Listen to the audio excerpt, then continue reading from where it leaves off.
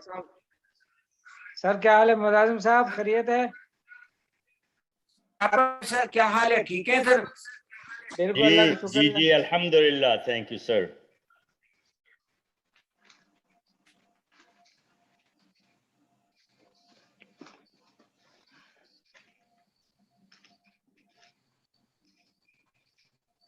अस्सलाम वालेकुम जी।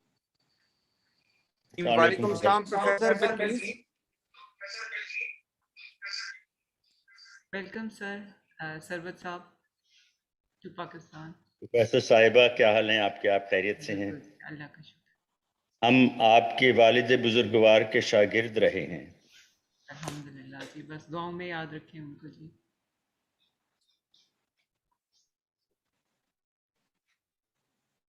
सर किधर रिश्तर में या कई में? नहीं जी, केई में मैडम, केई में। जी के नाम से शुरू जो निहायत मेहरबान।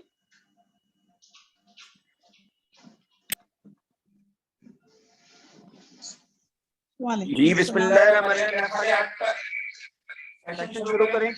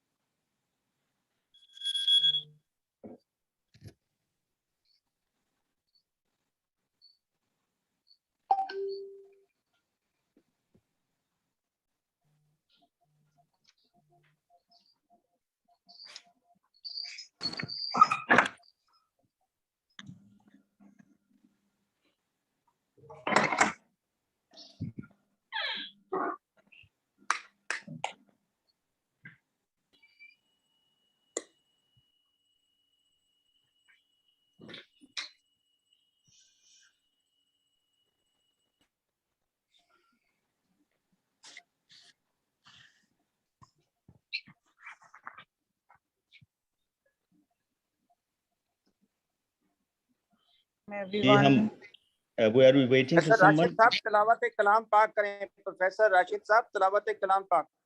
जी बिल्कुल जी। आऊज़ु बिल्लाहि मिनश शैतानिर रजीम, बिस्मिल्लाहिर रहमानिर रहीम। वल अस्र इन्नल इंसाना लफी खुस्र इल्लल्लज़ीना आमनू व अमिलुस्सालिहाति व तवासौ बिल हक़्क़ि व तवासौ बिस्सब्र। कसम है ज़माने की, बेशक इंसान घाटे में है, सिवाय उन लोगों के जो ईमान लाए और नेक अमाल करते रहे और एक दूसरे को हक की नसीहत और सब्र की ताकीद करते रहे। सदक़ल्लाहुल अज़ीम। जज़ाकल्लाह। आज का सेशन शुरू करने की इजाजत चाहता हूं मैडम।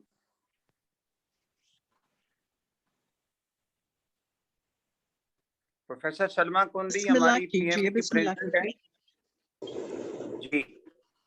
कोरोना पिछले पौने 2 सालों से पूरी को अपने लपेट में ले चुका है। पूरी दुनिया को अपने लपेट में पिछले पौने 2 साल से ले चुका है। और उसके डायग्नोस्टिक टेस्ट जहाँ पे पहले पीसीआर होता था, लेकिन जैसे जैसे कोरोना के वेरिएंट बदले उसमें पीसीआर की वैल्यू एफिकेसी कम होती चली गई और बहुत सारे लोगों को तशखीस के मराहल में दाखिल होने के लिए सिर्फ एक जरिया रह गया और वो था रेडियोलॉजी और एचआरसीटी। आज उसी सिलसिले में इतने मसरूफ मुल्क में रहते हुए और इतनी गुनागो मसरूफियत के बावजूद अपने मुल्क के लिए उन्होंने टाइम निकाला।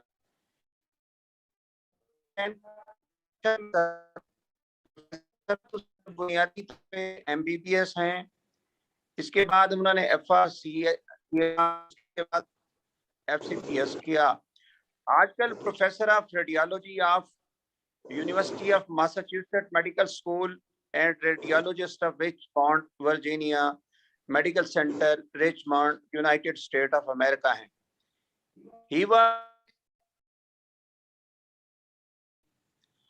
He was also the founding person, chairman of the Aga Khan University, Karachi, and founding chairman of Imam Ali Khujah Hospital, chairman King Faisal Specialist Hospital, and chairman Urey Clinic, United States of America.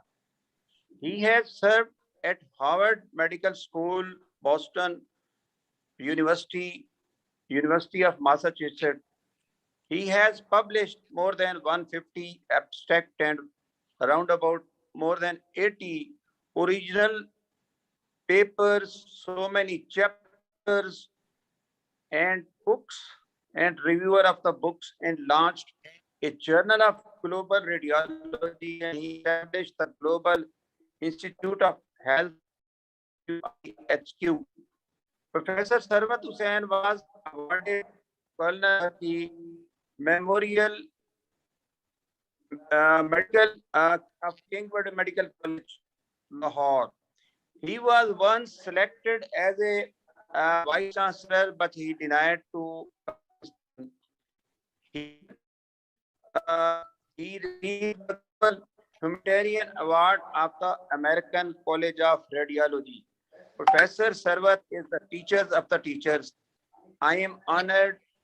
Professor Sarwat, आपने हमारे लिए वक्त निकाला और बहुत सारे सवालात ज़हन में हैं कि HRCIT वो क्या ऐसा जादू है जिससे वो कोविड के नमूनिया के बारे में बड़ा differentiate.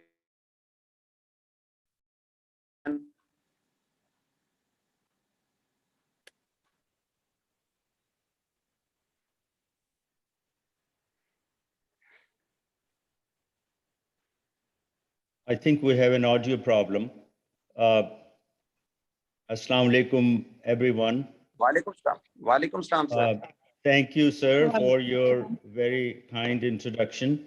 And in fact, you are the teachers of the teachers and the examiners of the teachers. How many professors you have encouraged and guided through PhD program that you had started. So I think Azad Kashmir Medical College is very fortunate to have a giant like, not physically, but a giant like Professor Mulazim Hussain, who is a legend in his own right in the country and abroad, mashallah. And thank you for talking to such a august, and frankly, I'm a little bit intimidated by such big names in medicine, like Professor Bilqis Shabir and Professor Mulazim Hussain and Professor Rashid Mahmood. So without taking too much of your time in the formalities, I'm going to start and share my slides and see if I can share them. Let me, I think I can share them. And can yes, everybody see this? Okay. Bismillahirrahmanirrahim. Yes. Thank you, sir, again very much. So Dr. Professor Mulazim Hussain asked me to talk about, he gave me a topic of role of radiology in the diagnosis and prognosis during and post-COVID-19 pandemic. And I consider Professor Mulazim Hussain's message as an order for me. So here we start. I just want to start with this slide and ask everyone, it's a trivia question. I've asked everyone, what is the relationship of this teaspoonful with the numbers on the screen? Anyone, just to make it interactive and a little bit of fun, can anyone guess or tell me what these numbers are and what a teaspoonful is? Both cannot be counted. Okay, very good, excellent.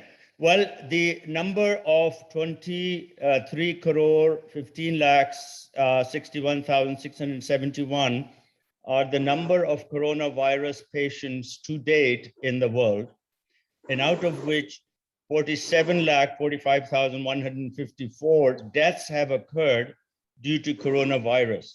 And if you were to put all the coronavirus that caused this disease and death will be equal to 1 teaspoonful, which means that the virus is so small that it is amazing that this teaspoonful has caused so much havoc and continues to cause disease and deaths in the world in various forms.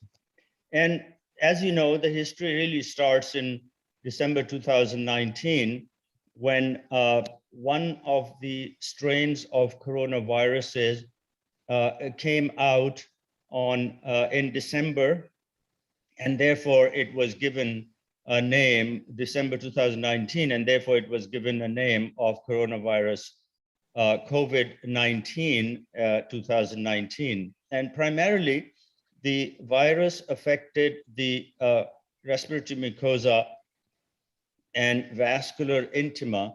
And if you remember the early 2020s, we heard about people actually dropping dead in the street in China. And then everything kind of hell broke out in the world. And all the history, which I don't need to go into. But any lecture, any discussion on coronavirus, since it's a live pandemic, will not be complete without defining the risks of transmission, and also not only in public life, but also in healthcare, because transmission of disease can occur either through patient contact in the medical care settings, via the equipment. If you bring an ultrasound machine or X-ray machine or ECG machine next to the patient, and transporting the patient from one place to another and spreading the germ. And therefore, it is still very important for all of us to wash our hands frequently for at least 20 seconds, use mask ourselves, and never to let this precautions go, and also make sure that the vaccination takes place to ourselves, and that we propagate the value of vaccination to anyone who we get in touch with, because all this information and knowledge that we're discussing will be useless if we are not there to practice and preach to the others.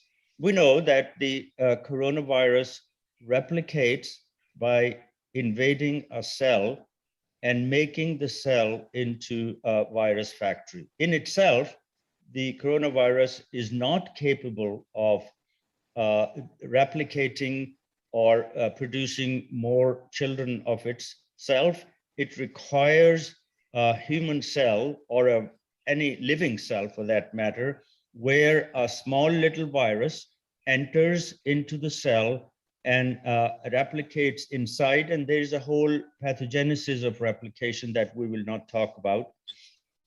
Over here, virus actually sticks to these little receptacles, if you will, on the cell, and hundreds and thousands of virus are produced. And primarily, as we know, the coronavirus primarily affects the lungs, and it affects the lung mucosa, and it also affects the blood vessels of the lung. The alveoli are affected, and therefore the alveoli gets filled with fluid, the exudate and the transudate, mostly exudate, and replaces the air from the alveoli. Therefore, the oxygenation and air exchange cannot take place, and the patient will have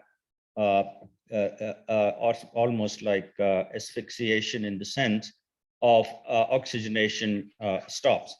The second complication, which can occur, although not as common as the lungs, is the endotheliitis, where inflammation of the endothelium of the pulmonary vessels causes thrombosis and embolism in the vascular tree.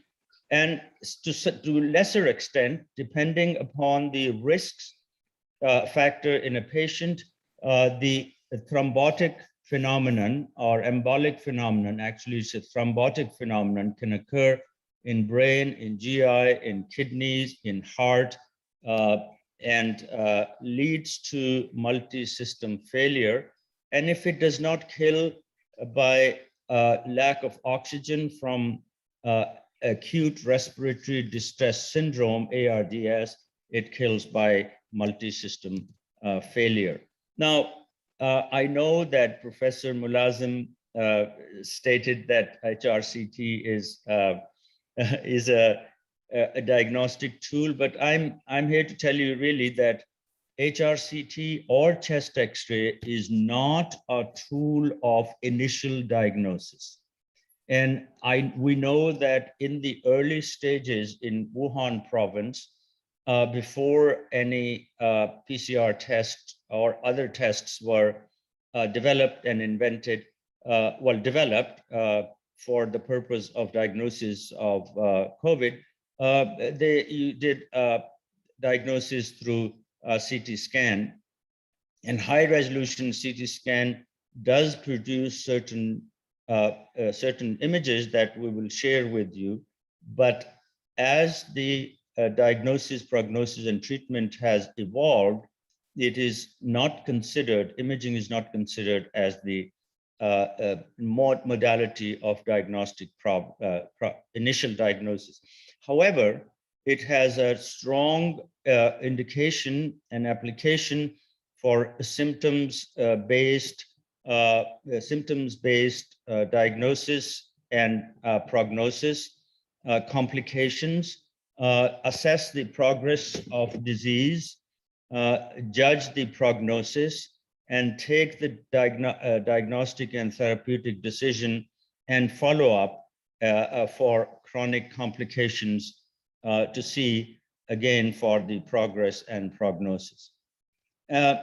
So as we said, CT imaging is not that of initial diagnosis, only in the symptomatic patients when the symptoms have started, or when the symptoms change if the patient is admitted in the hospital. As we know that in emergence in the ICU, portable chest X-ray is recommended on a daily basis, but in case of COVID, chest X-ray is recommended only when clinical indicators change. For example, the oxygen level changes or patient's situation change.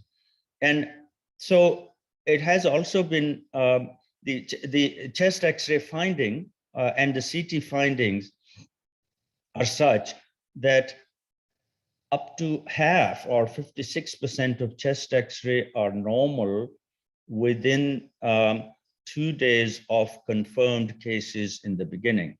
This number varies from place to place, and also, of course, the confirmation of cases may not actually occur within 2 days of infection in the patient, as we know.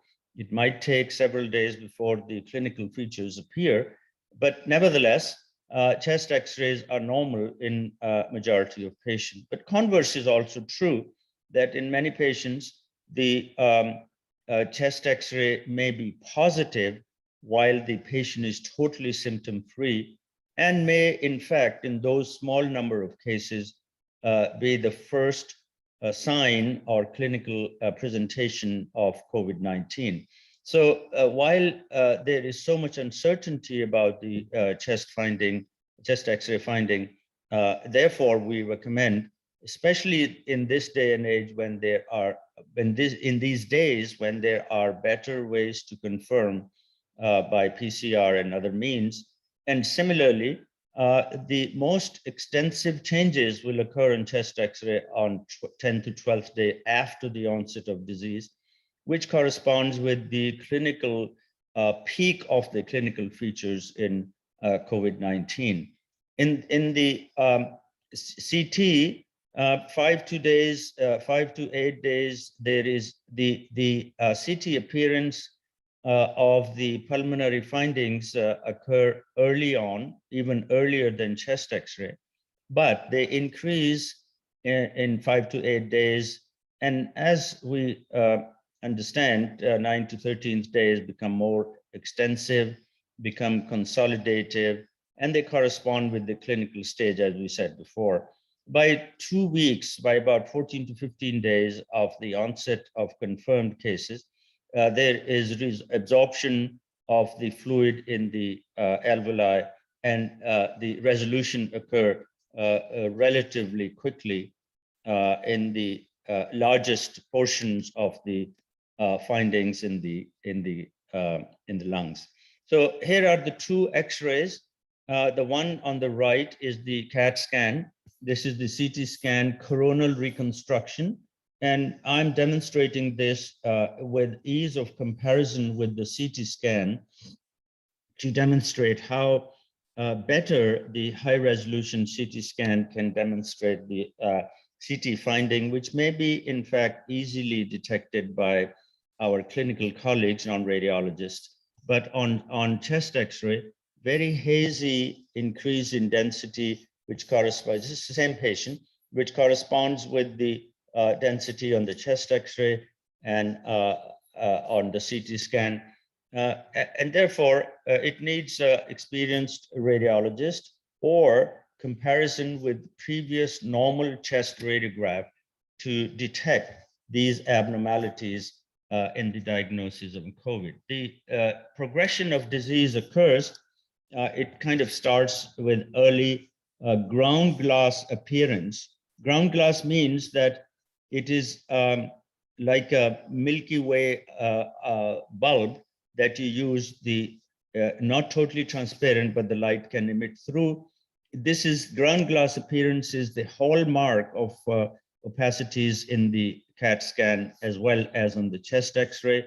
And this is different from pneumonia or consolidation, where the affected area is totally complete and you really cannot see through these opacities. Over here, there are opacities, but you can see through these opacities other structures, and therefore these are called ground glass appearance.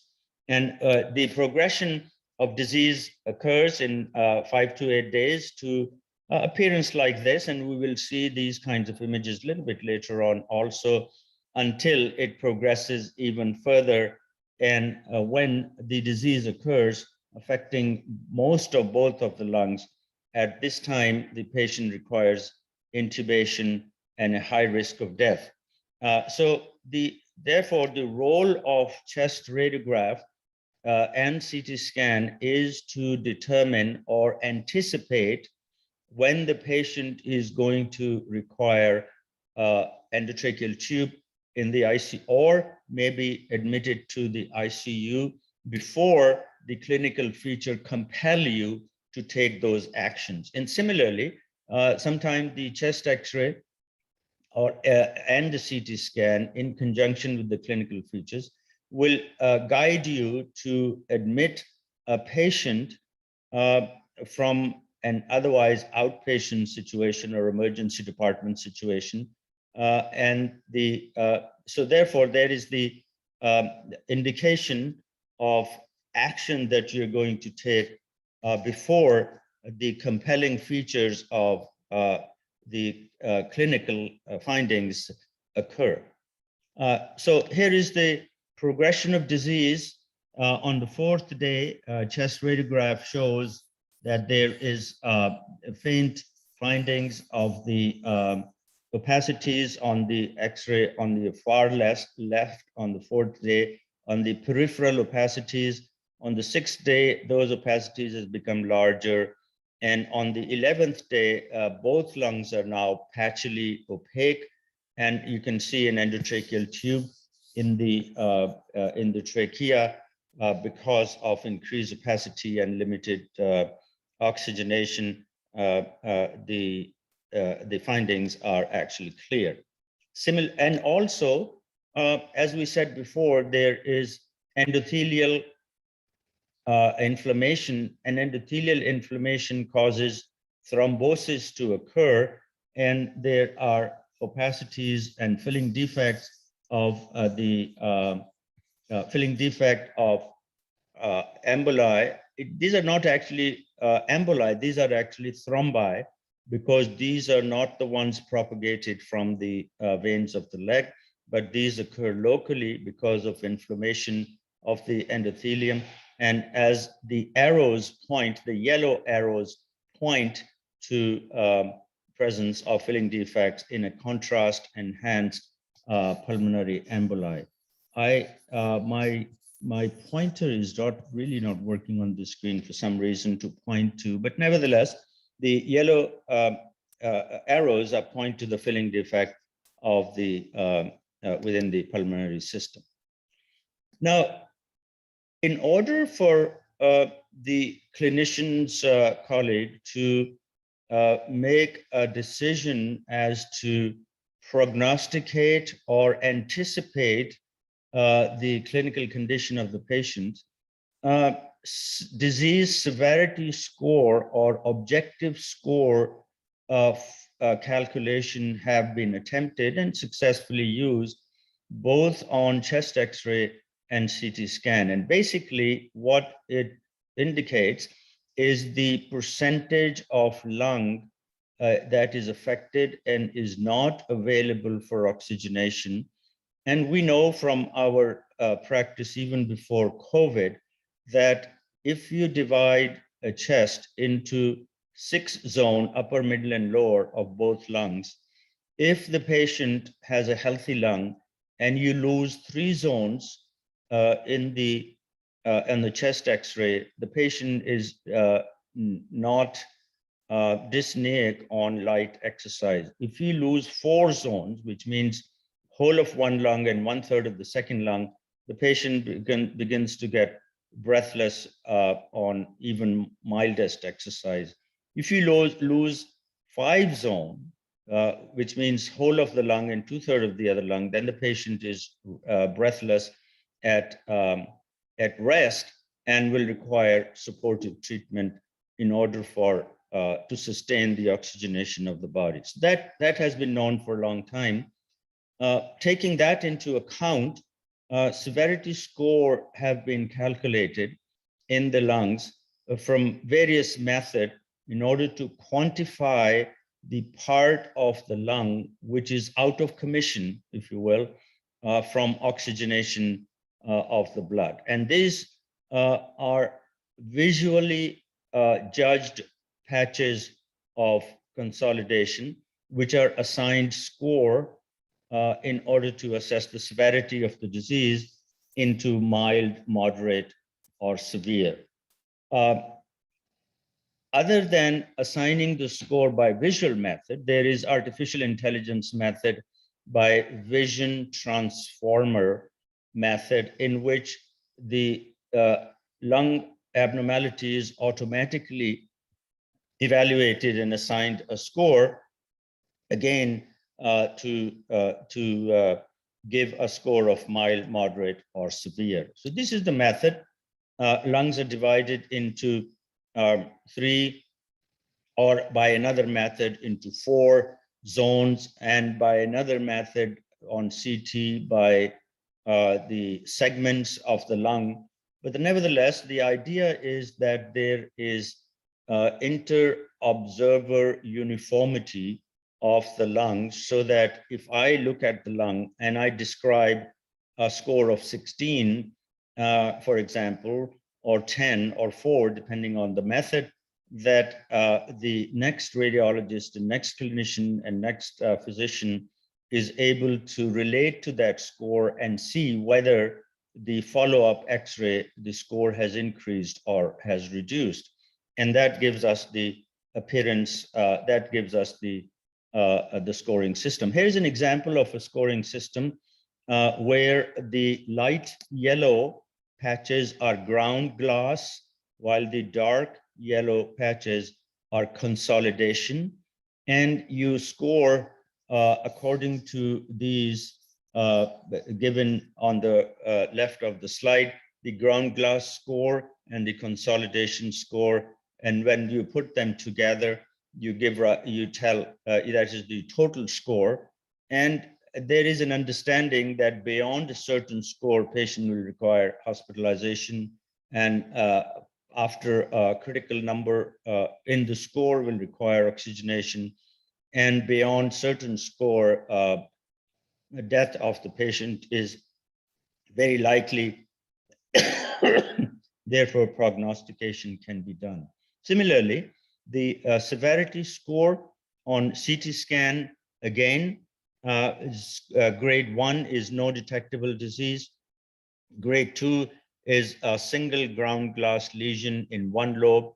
Grade 3 is bilateral multiple ground glass lesions. Number 4 is confluent ground glass lesions and consolidation. You see the difference very clearly in this image.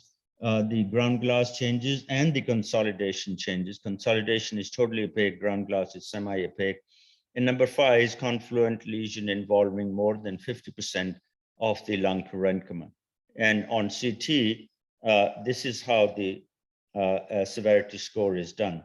I'd just like to add here that the indication of CT scanning or chest X-ray is really not absolute. It all depends upon the resources available, and there is no need to overwhelm a CT scanner if there is one CT scanner in a large number of patients requiring it. That chest X-ray with expert radiologist or physician, expert physician, is good enough to follow the patients. In our society in Pakistan, we tend to give the high resolution chest CT, reserve it for the VIPs, and chest X-ray for other affording patient, and no imaging for non-affording patient. This is all I think is a social imperative in medicine rather than medically indicated. So here is the progressive chest radiograph that demonstrates how the patient deteriorates. And when you come to the image number H, you know, or even if your image number G, you know, the patient has a greater chance of requiring endotracheal tube, and many of these patients will probably die. So here is a study of 572 patients in whom there was correlation between the severity score and the patient outcome. And there is a reasonable correlation between the severity and the patient outcome. 70% of the patient who had severe disease based on the severity score either ended up in ICU or died.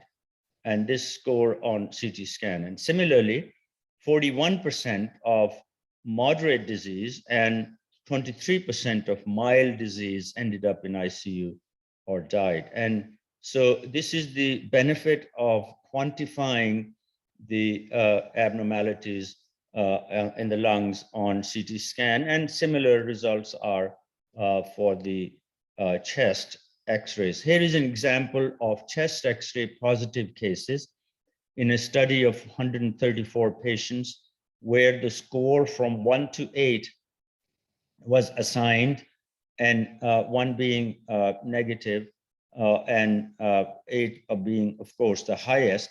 Then you notice that the 56% of patients had the highest score from 1 to 4, and they had a mortality of 8%, while patients with a score of 5 to 8 had the mortality of 24.4%. And similarly, the ICU admissions for a lower score were less frequent, about 1/5 of the patient, and for higher score were 44% of the patient. So the severity score is a good indicator, and I believe gets the maximum out of the imaging and for the purpose of management of the patients clinically. Now, so to recap, the quantifying the or severity score or quantifying the disease will help in making a decision about hospital admission when the patient is ready to be admitted or should be admitted, even if the evident clinical presentation may not be as severe, but chest imaging, X-rays or CT scan will tell you beforehand that this patient is going to require admission.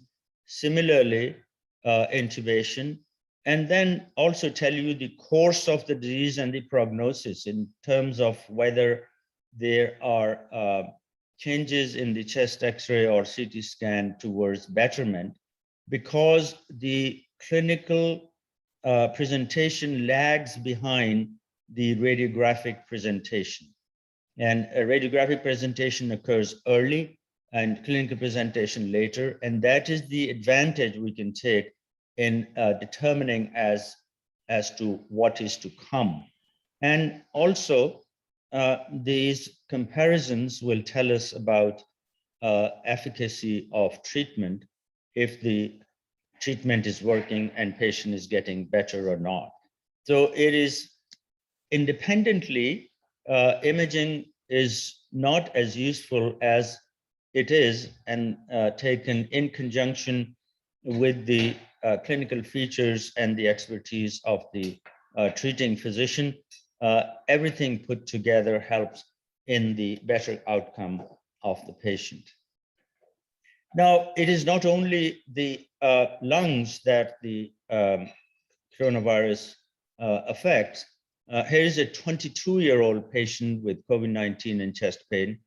And this is a contrast enhanced MRI short axis image of the heart. And the arrow points towards posterior left ventricular wall. And the patient's demonstrates that the crescent of increased enhancement along the arrow indicates contrast enhancement of this wall, indicating ischemia. And in a 22-year-old patient, the ischemia, of course, will be secondary to vasculitis or intimal inflammation of the coronary artery supplying this segment of the heart, leading to ischemia because there is delayed accumulation of gadolinium in the myocardium. There are other non-thoracic complications of COVID-19, which are all related with vasculitis, leading to thrombosis, leading to ischemia. As you notice on the picture on the left, there is a high signal MRI of the brain, shows high signal area in the right occipital bone, and this was hemorrhage secondary to infarct in that area, again secondary to vasculitis. So this is an hemorrhagic infarct. Next picture is the coronal section of the abdomen that demonstrates ischemic changes in the small intestine, and there is small amount of air in the portal vein on this coronal CT scan image of the abdomen.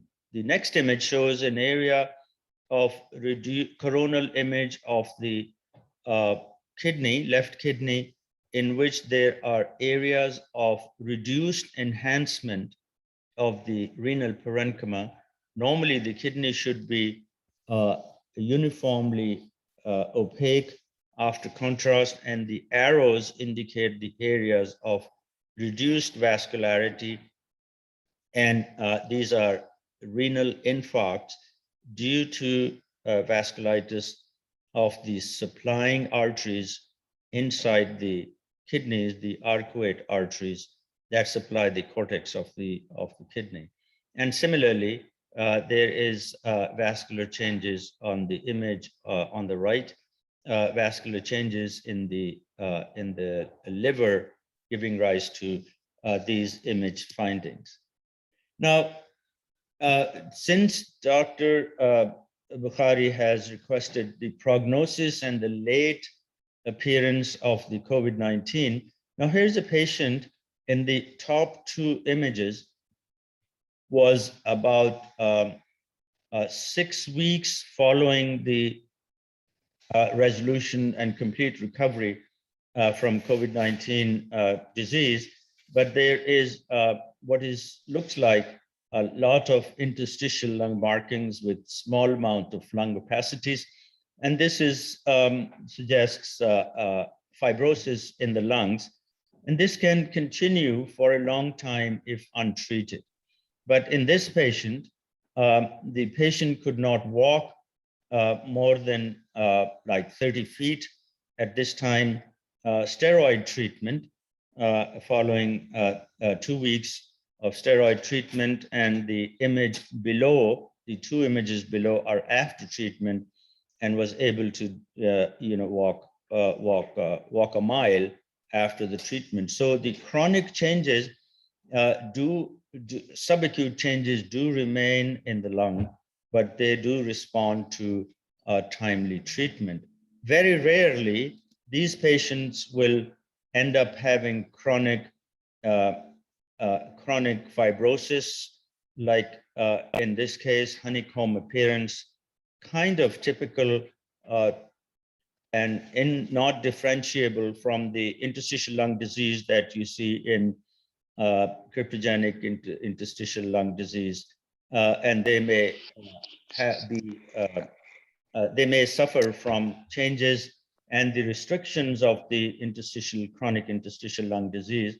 But the history of the disease is not such that we really don't know how this fibrosis will behave over several years, whether it will resolve itself or whether the fibrosis will become worse or whether it will remain the same, and other measures can be taken to improve the patient's health.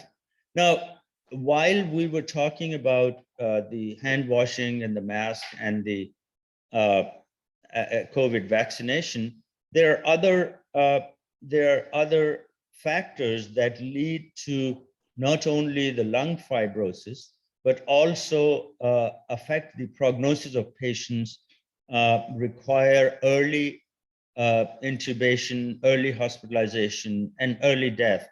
And those relate to the comorbidities of the patients. And the comorbidities, as we know and expect, and probably everybody knows that patients who are obese, who are hypertensive, who are suffering from diabetes or chronic liver disease or chronic kidney disease, HIV, sickle cell disease, asthma, COPD, and pre-existing interstitial lung disease, any of these comorbidities will increase the severity of disease, will resist improvement on treatment, and may actually cause death. So the chest X-ray and CT finding alone is not the prognostic indicator. The indication of more complications and higher death rate are accompanied by or caused by these comorbidity. Indeed, which is the case in any acute situation. And there are certain cutoffs in the age as well as the BMI in terms of obesity. And of course, smoking is a ubiquitous risk for human beings in any and all disease conditions. Thank you very much, ladies and gentlemen, and I will be happy to take any questions And thank you very much once again, everyone. And thank you to Professor Bukhari. Thank you. Thank you so much, Professor Sarwat. Professor Sarwat is President Pakistan BMA. And I will request Professor Makundi to ask a question to start this question answer session. Professor Makundi. Okay, Ji. Thank you, Dr. Sarwat. It was a lovely talk. I really enjoyed it.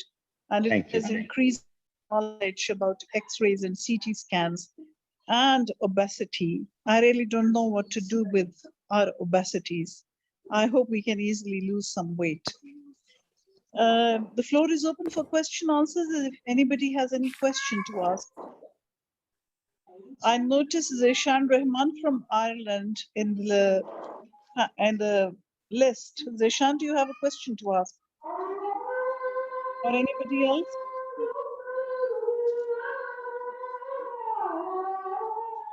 Hello everyone, Zishan Rahman here. It was an absolutely brilliant lecture. I really enjoyed it. Explained everything really well, working on a daily basis with COVID, on COVID wards here. I work in Birmingham at the moment. It's absolutely amazing. It increased my knowledge on seeing radiological pictures on a daily basis. Really helpful. Thank you very much, Dr. Sarwat. I really appreciate it.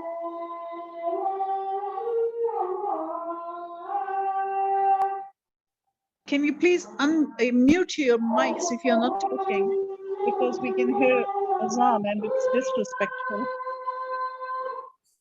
Professor Bilkis, you want to ask something?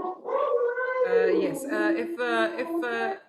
If as a host you could mute everybody, and because and then as a host you can mute everybody, and then Sarwat Saab and myself and yourself can unmute.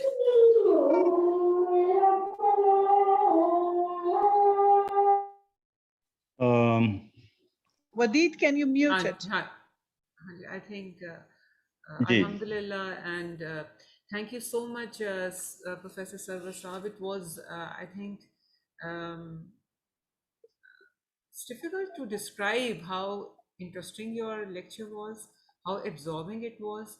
I have this congenital anomaly of not being able to concentrate in any lecture for more than 10 minutes. But yours was so interesting. It was, sort of interactive, and the way you started off and the slides you showed were very easy for us non-radiologists as well. And besides that, they were very, very practical. Sir, I would just like to share a little experience of what we are going through regarding COVID in Punjab at King Edward Medical University, and Mayo Hospital is the biggest center in Punjab as well as Pakistan, which is catering for maximum number of patients. Right now we have about 190 patients in the COVID ward. All are the severe patients we are admitting now, all on high flow oxygen. So either it's a non-rebreathable mask, or it is BiPAP or CPAP, nothing less than that, and very few who are intubated. We generally avoid intubation in COVID because of a poor outcome. So this, as Professor Mulazim started off, radiology has been a big backbone as far as the diagnosis of the disease is concerned. The reason is that it does take some time for the labs to come back, for the PCR test to come back. So many a times it's the clinical picture and the radiology that we are depending upon. And the pictures you have described, without your permission, sir, I would like to seek permission. Following doing what I did, I took pictures of your very, very informative slides and shared on my East Medical Ward group for my students. And while I was doing that, I can see about 10 of them who have joined.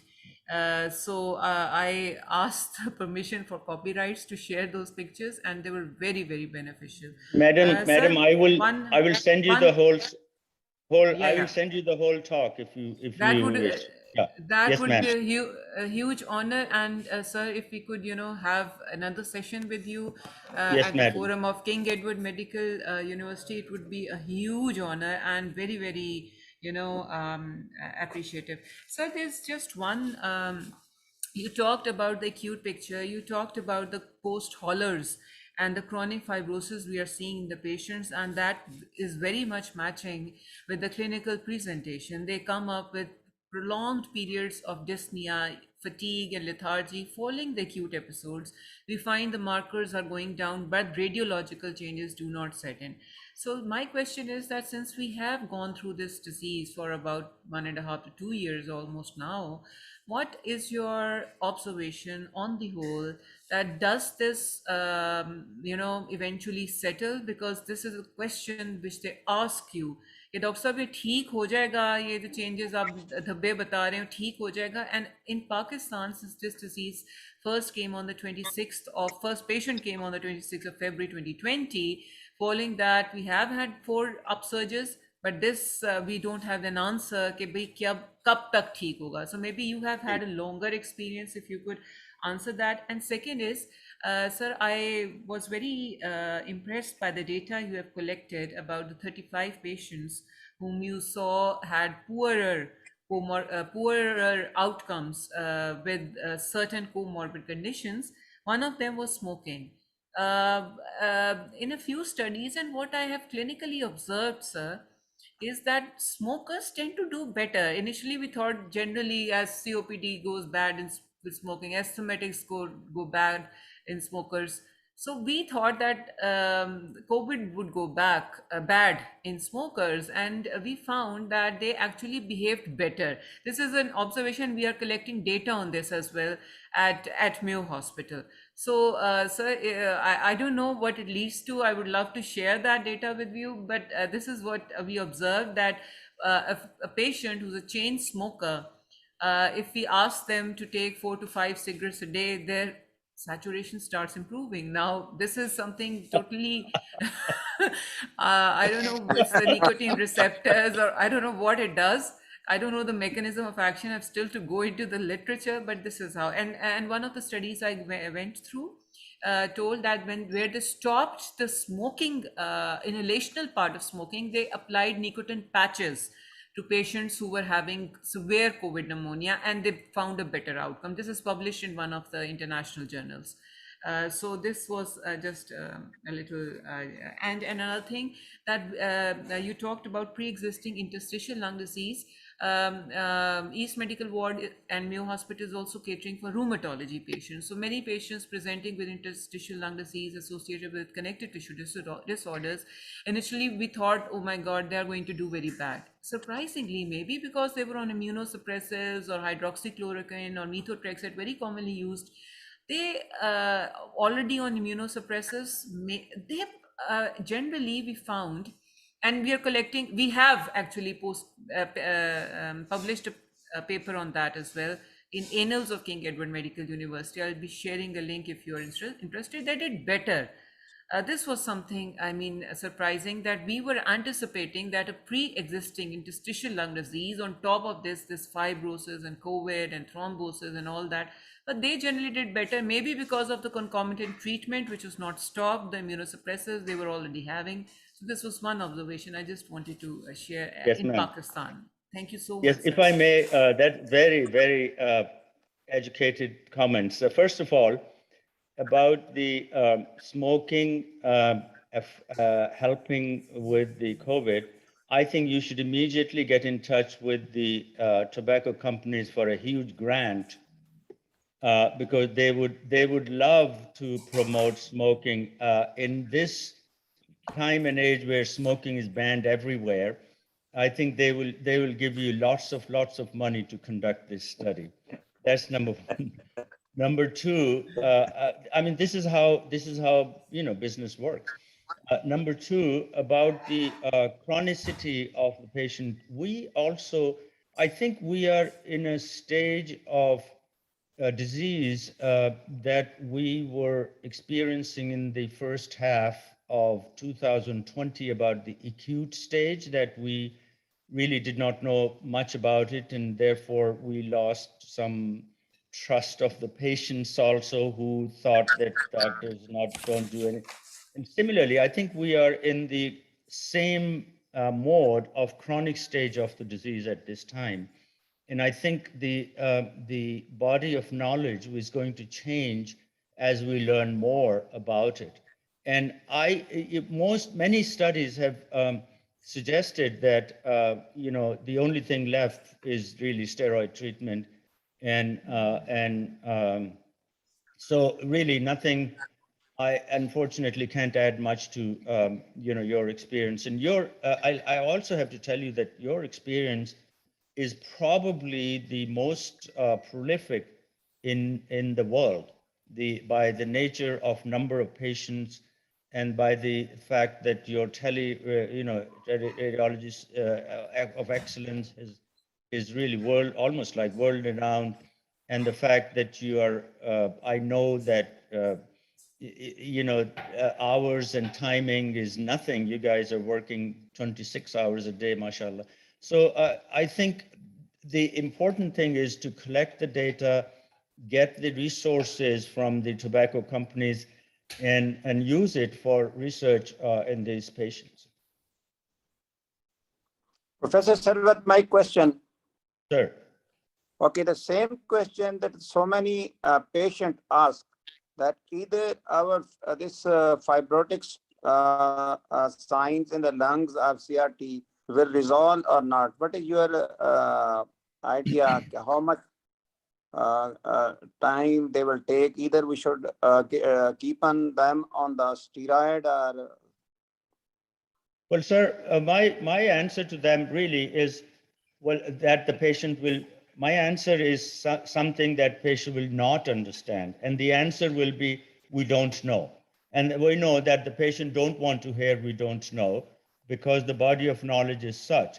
But I think the Professor Bilkis's work and other people's work will make this clear, because the historic data is not long enough for us to tell them. But the good thing is, while you say that you don't know, you can also say, okay, if you pray hard enough, you will get better. And that actually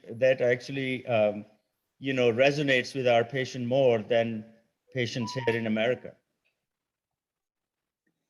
Actually, sir, I'll fully support that. Dr. And Javed add Naqvi, would you to like this, to ask a question? sir, if I could just one short comment. I know I have taken more than the time I should have, but as Professor Sarwat has said, the more you pray, the better you get. It is actually the position of praying and the sajda which has been actually said to improve that one is proning, and the other is that sajda position, when it improves the circulation of the upper parts of the lungs as well. So it has actually been proven to benefit the patient, especially those who are desaturating. So we know about the various proning positions, 2 to 4 hourly change of posture to maintain the circulation, and the sajda position has been said to improve. And patients actually tell you कि नमाज के दौरान, हालांकि मैं bed पे पढ़ता हूँ नमाज, लेकिन सजदे के दौरान मेरी saturation बेहतर हो जाती है. So this is actually, sir, something scientific, and actually should be, this data should be collected, because so many of the patients actually share this with us. Yes. Dr. Javed Naqvi, you want to ask the question? Dr. Javed Naqvi. I want to just pass a comment, because in our society, most of the patients are in state of denial. They don't even accept that they are suffering from the disease. And whenever they land up in the hospital, they are usually having most of the complications, and they are ending their lungs. They are very complicated and consolidated. But the X-ray chest is, as Dr. Sarwat has said, is one of the initial findings in the X-ray, but the clinical signs and symptoms usually they forego before the radiological signs set up. This was just my comment. the community should be made aware of the complications of the disease, and they should be sent for diagnostic tools as early as possible. Thank you. And also, you see that what happens is when the patient come to the hospital in the, in a very late stage, and the patient dies, and the relative said, well, the patient बिल्कुल सही था, हम hospital लेके गए, बिल्कुल सही था, doctor ने मार दिया था. भाई आप अगर हॉस्पिटल पेशेंट सही था तो हॉस्पिटल क्यों लाए थे? Yes, okay, they were very right. Okay, there's a question. Professor Dr. Sadaf Hussain, you want to ask the question? Professor. Then there's a question by Dr. Qazi Taqweem al-Haq as well. Sadaf? Assalamu alaikum, everyone. First of all, I'm Professor Sadaf Hassan. I'm working as a professor of physiology I'm Islamabad based. First of all, sir, I must pay you a huge tribute for such a beautiful talk on this burning issue and burning topic. And I was very much interested in listening to your lecture, though I am suffering from COVID, sir, these days, and it's been 10 days. And I was not even feeling like listening to just 1 hour talk, but it was so pertinent, and I was so much interested in it, sir. I have this is the sir 11th day. I have had the symptoms, sir. वो एक और बता रही है जो published है international. Ma'am, Salma, can you please mute the mics if you have the rights to mute them so that I can ask. Yeah, I don't know who's causing this. Asma Nudrat Zafar. So, sir, I was having some symptoms, mild symptoms, and I was thinking that these may be due to change of weather and all that, and I have some allergy issues as well. But since they were lingering on, and I was not feeling well, and it was lasting about 48 hours, then I thought that it was high time, and then I went to my family physician, and then he said that now it's high time to go for your PCR. And sir, my PCR came positive on I think it was 15th of this month. And sir, after that, I was being put on some antibiotics and all that. And I was, fortunately, the symptoms were not strong, and they were not severe enough, and I was not put on the steroids. And at the same time, on the very first day, I was fortunate that I was started on treatment, and the first test that I was advised was to go for my HRCT. And sir, fortunately, that HRCT was absolutely fine. And after HRCT report and with the report of the radiologist, having the report of the radiologist, I went to my treating physician, and he said that if on the 6th day of this presentation, if HRCT is like this, so it's all good. So he put me on antibiotics, and he said that I should take the antibiotics for 5 days. And now, sir, I have completed the antibiotics. So my question to you is that what is the significance, and how much it is vital, or it is important, or is it indicated that as per the previous regime that we have to, after the symptoms and after getting the COVID positive and the PCR positive, there was previously a regime that we should be undergoing the repeat test, PCR test for after 2 weeks. So how much is it significant? Should I go for the PCR? Otherwise, alhamdulillah, throughout these 10 to 12 days, I remained symptom free. There were absolutely, alhamdulillah, there were no respiratory symptoms, although there was some element of there was some discomfort like weakness and malaise was very much there, and Dr. Saiba, and on couple of occasions, your sir, I had. question?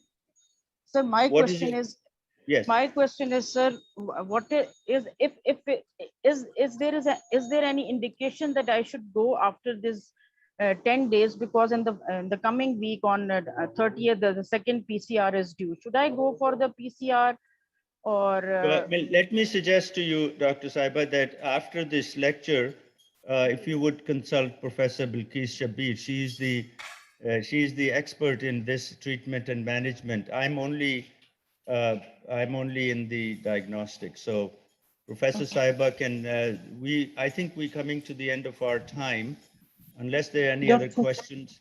Dr. Qazi Taqweem, please go ahead with your question and then we'll finish the session. Dr. Qazi Wasit? Qazi Taqweem, Taqweem al-Haq.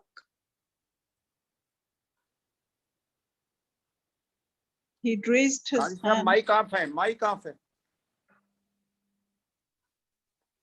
Unmute yourself, Dr. Saab.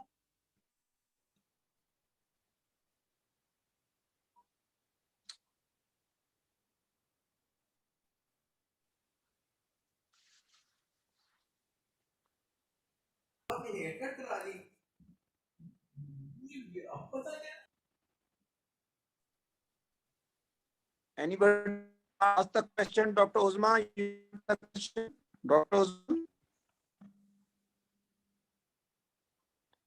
If nobody is asking a question, may I ask a question, Dr. Sarwar? Yes, of course. GGG, of course, Dr. What is the rule of thumb? Which day should the X-ray chest be done, and which day should the CT be done?